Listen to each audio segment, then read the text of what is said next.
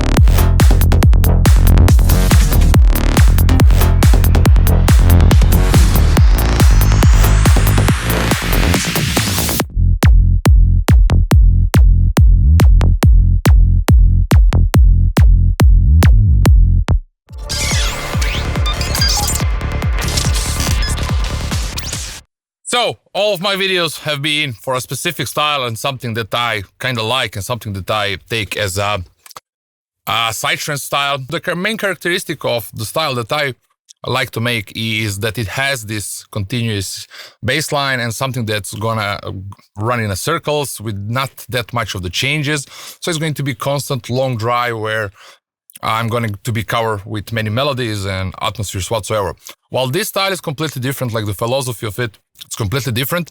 So I would put the trance out of it. I'm just saying it. I'm not judging or am I complaining or whatsoever. Because the main characteristic of this style is that it's not going to have these repetitive sequences that much. So the main characteristic is that it's going to have like the rolling bass line, but it's going to be like super chopped. It's going to stop every 1-2 bars or even in between of them. It's going to have like a lot of glides. So it's going to be more dynamic, more chopped. And in general, like the main specific characteristic of this style is that I would say it's a super dynamic. So the tracks are shorter. There's a lot of things going on. There are uplifting moments. And once the groove starts, it's being chopped all the way and it doesn't run over minute and a half and maximum. So it's a bit more aggressive because we have like shorter parts where the groove is going, but in those parts we're gonna use a lot of different stuff. So first I have a kick over here. Like when you design a kick or when you're choosing the kick, I would say the main thing is that you find the punchy one, as it needs to be powerful, it needs to punch, it needs to have like that punch transient, because it's gonna just help that track to enrich that specific emotional psychoacoustic effect that where it belongs. So like it's gonna have a lot of low end, it's gonna have that, the same characteristics as any other Psytrance kick, but it's gonna have that punch in the mids. And if I open the analyzer, let's see it over here. So the low end and mids are the difference are in this case are just 5 dB. Again, I have this hi-hat dot on top of it, like which is just a short hi-hat with the compressor on. I have a video about that as well. Then I have the original bassline. This is the main bassline, the rolling bassline, or the one that's like a typical Psytrance bassline. So with the MIDI, like first 2 quarters or half of the bar, it doesn't go. Then it has like, so we don't have the constant. We have, let's say here, like 2 notes with the second one extended, like 16/8, then 3 of the 16s, 16 and 1/8. Again, then it goes like from F to F sharp, then it goes below to D sharp. This is the very commonly used scale. I usually, when I try to explain someone, it's like +1, -2. That means any keynote you use, if I use C, then the next one will be C sharp, the below will be -2 seminotes. This is the easiest way to explain for someone who doesn't understand. Then I have the second bass line, which is like, so what did I do over here? I just used that D sharp note, which is -2 from the F, And I used, what are those, 32s or 64s, yeah. So I just use like a brrr, like 64s, and then I use 32s when I bring it back to F to create this momentum, like. So it's like a speeding up, speeding down. Then I have another layer. This is the glide, which I used in Serum. Of course, mono, portamento time. There's like 16 voices. In general, I don't think there's anything from the effects. Yeah, a bit of distortion. So the notes are going like from F to F sharp, and then from F sharp down to D sharp again. So it's like, and then they play the same as this machine gun, just to support it. And then I have here, I think it's some type of the glide as well. Yeah, from F sharp to F. Yeah. Again, portamento time is very important here. And somehow, is it mono? Just to check it. Yes, it is. So anyway, so it's just like one voice, like typical, just the saw from the effects, distortion again. So that's it from this point. And the main thing is that these are kind of different sounding basslines that we're gonna use for different elements, like for the glides. So it's like combining 2 or 3 different sounding basslines. I use Serum, I just wanted to do it, but you don't need to design it from the beginning. You can find a good sounding preset when you turn on the portamento time and turn on the mono. It's going to glide from one note to another. And the whole idea is that we create something sounding like this. So it's very dynamic. So the first 2 beats are not going with the specifically rolling bassline. So it's like.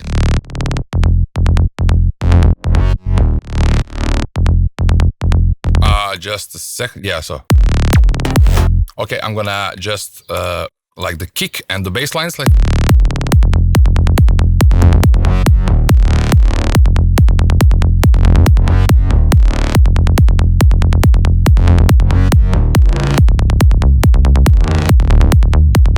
So there's certain transpose here at the end, so it goes back to the C sharp and then back to the D sharp. So yeah, that's.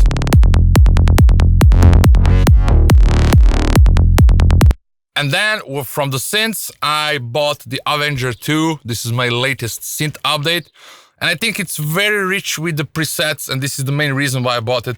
So I know there's this, I don't know, opinion that in Psytrance we need to do everything by ourselves, like start from the beginning. I completely disagree with that, as I would put myself in the first place as a producer, someone who's going to connect everything together.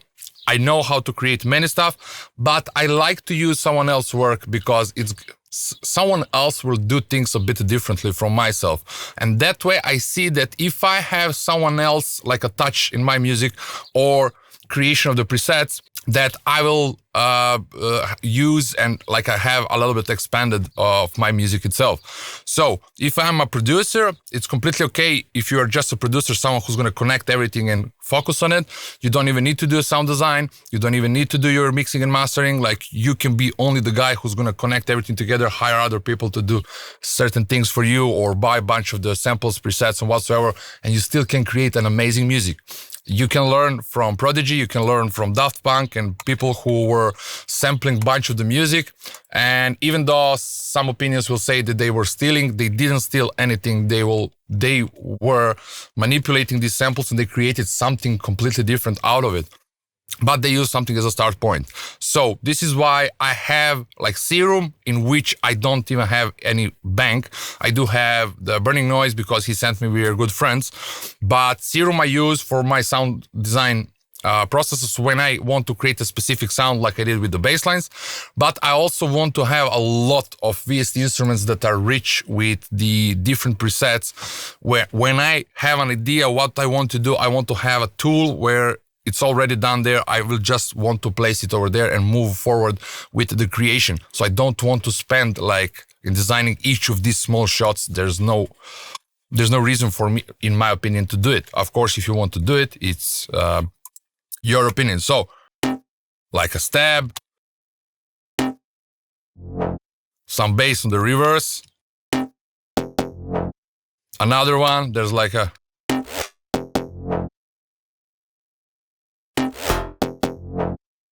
so if I combine that with the bass lines, so now like it's all about this placement. Let me move this folder all the way up. Yeah, so like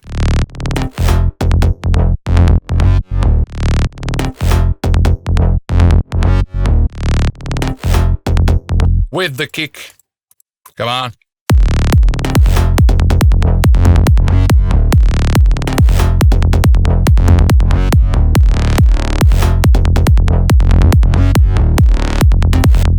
And because the groove, or the, let's say, low end area, even though it's not the low end, it's full of mids. So it's a combination of the bass line and some type of the synths, which are going to play in the lower frequencies as well, give these rhythmical punches whatsoever. So combination with that, and there are certain breaks. So like, even this one, like, it can be like, there's a moment of glitch, like something stuck. So there's space for something else to happen. Like when the bass goes like dun dun dun dun dun dun dun, it's like already rolling. So I would keep that part of the sequence, but exactly on like 2 bars, like. Okay, I have another kick over here. I didn't saw it. I most likely tried to do it, but I don't think it sounds that good.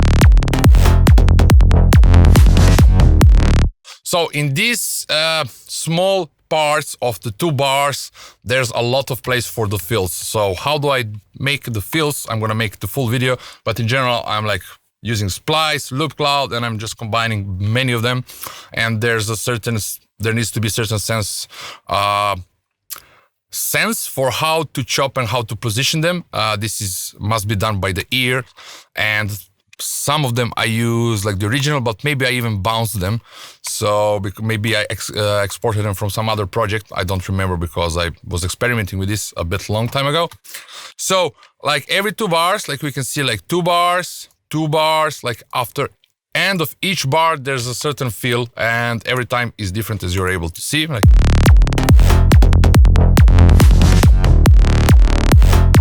I feel they are very low in the volume for some reason, so.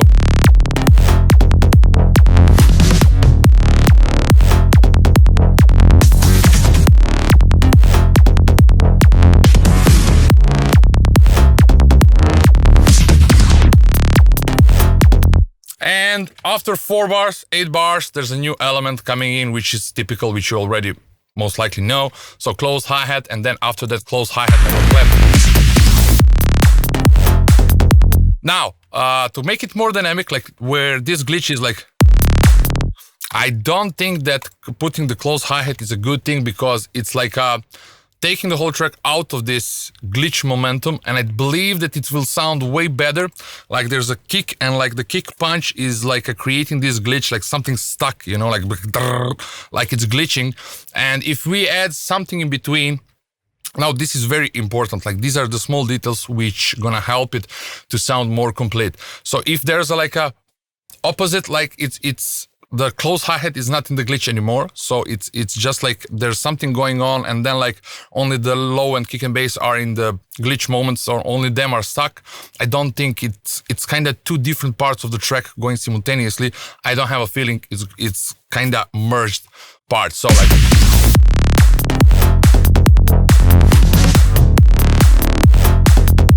yeah, so there's a difference, like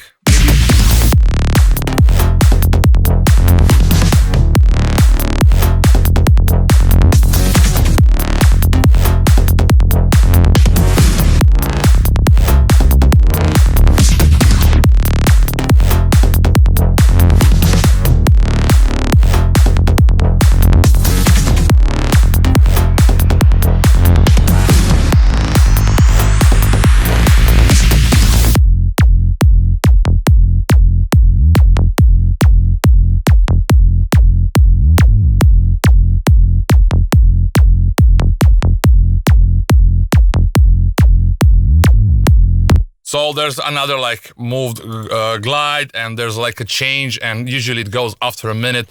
So it's very dynamic style. It's like need to change. Of course, here I would say that there most likely there would be some type of the uplifting melody, then with a lot of risers whatsoever, and then like maybe small break between here and here, and then like going to this part where it's groove. After this change, maybe another thing, and then in the middle there would be like the main part, which can be exactly the same as the first one, and then at the end maybe I would even put a rolling bass line, but let me see. This is not the rolling. Do I have it? Maybe here. And then maybe a small part with the like this is a E note, so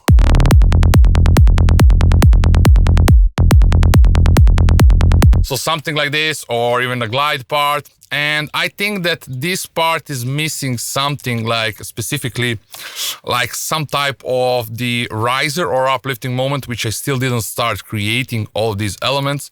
But since I made Serum 2, since I made the amazing riser last time, user Eclipse riser, I'm gonna use it this time. And I think it's, how long it is, 4 bars. No, it shouldn't be 4 bars. It should be way longer. Let me see, 16 bars. Okay. Maybe 8 bars. Okay, so I'm gonna put it to 8 bars, and I'm gonna set it over here. I'm gonna set the F note. Okay. So there's certain element that needs to be maybe 303 sound or something that's going to just like move cutoff, and it's gonna like amplify whole this section over here. So let's say like something like this.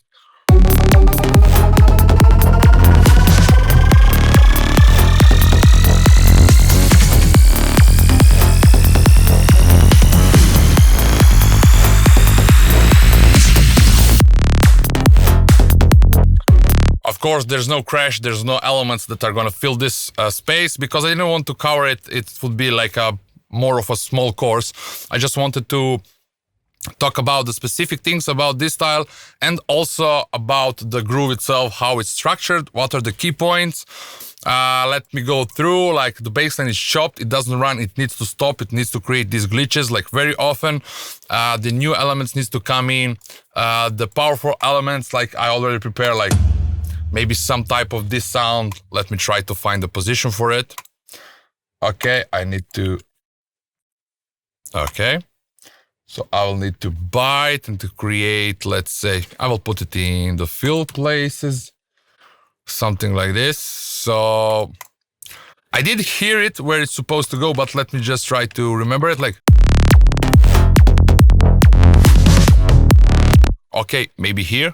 Like I would go in a 3/16, like,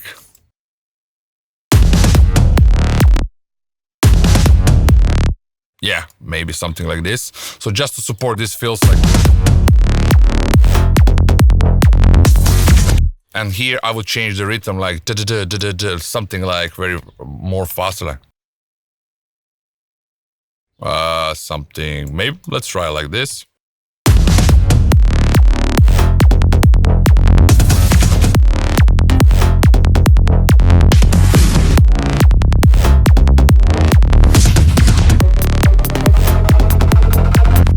The riser do not have the filter on. Why doesn't it have it? Okay, I'm gonna just add it like filter. Okay, 12, that's going to be enough. I'm gonna set the same LFO. Yeah, so.